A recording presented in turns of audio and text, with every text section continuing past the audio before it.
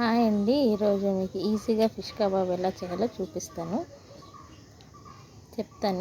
1 KG pamphlet fish తీసుకున్నాము. దాన్ని వాటర్లో వేసి 2 మినిట్స్ కొంచెం సాల్ట్ వేస్తే నీసు వాసన రాకుండా, స్మెల్ రాకుండా ఉంటుంది. మళ్ళీ వేరే వాటర్తో నీట్గా కడుక్కొని కొంచెం అల్లము వెల్లుల్లి పేస్ట్లా చేసుకొని కొంచెం chicken masala 2 spoons, fish kebab 2 spoons వేసుకొని అల్లం వెల్లుల్లి వేసుకొని ఒక ఎగ్ వేసుకొని నీట్గా కలుపుకోండి. ఉండలు లేకుండా నీట్గా కలుపుకొని అది ఫిష్కి అంటించి 10 మినిట్స్ అలానే పెట్టండి.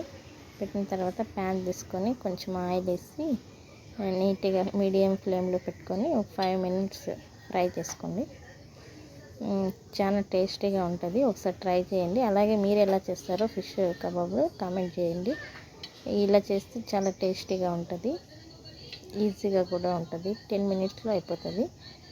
ట్రై చేసి చెప్పండి.